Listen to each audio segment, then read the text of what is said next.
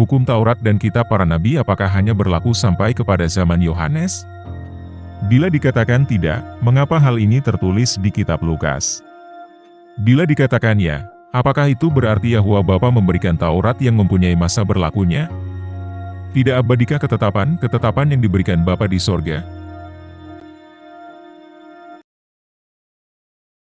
Ayat ini jelas sekali menyatakan bahwa Taurat hanya berlaku sampai zaman Yohanes, khususnya dengan tulisan, berlaku sampai. Perhatikan ayat berikut. Jika Kristus saja menyatakan bahwa ia tidak datang untuk meniadakan Taurat, apakah itu berarti Taurat dibatalkan? Tentu saja tidak. Apakah kita saat ini sudah hidup di langit dan bumi yang baru? Apakah masa ketika Yehusha Kristus hadir di muka bumi, atau bahkan setelah kenaikannya ke sorga, para rasul sudah hidup di langit dan bumi yang baru? Tentu saja itu semua belumlah terjadi. Yang berarti tidak ada satupun perintah dari Taurat yang sudah, atau bahkan akan dibatalkan.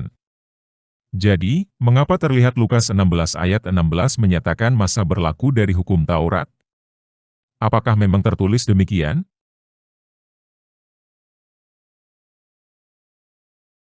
Mari kita perhatikan kembali ayat ini yang tertulis dalam terjemahan bahasa Indonesia. Berikut ayat yang sama dalam bahasa Aram dan terjemahannya yang tertulis dalam bahasa Inggris. Apakah ada kata masa berlaku atau masa validasi? Tidak ada. Berikutnya perhatikan ayat berikut dalam terjemahan bahasa Inggris versi AMP. Kembali tidak ada kata validasi, yang berarti masa berlaku.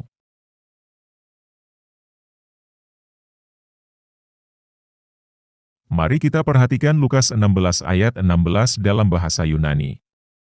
Kata berlaku sampai, bahasa Yunaninya, bisa hehos, bisa juga mekri. Yang mana kedua kata ini tidaklah berarti masa berlaku, ataupun validasi. Tetapi bicara mengenai waktu. Jadi terjemahan berlaku sampai, kami tidaklah sependapat.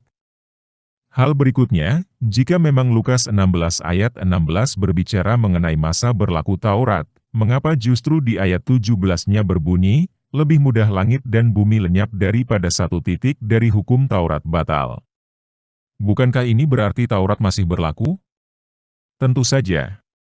Jika memang Taurat ada masa berlakunya, mengapa Raja Daud justru mengatakan seterusnya, dan selamanya? Jadi terjemahan Taurat berlaku sampai zaman Yohanes, kami amat sangat tidak setuju. Jika demikian, apakah makna ayat ini sebenarnya?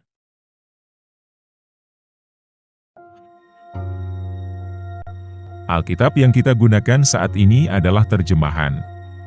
Ada begitu banyak terjemahan Alkitab di dunia ini.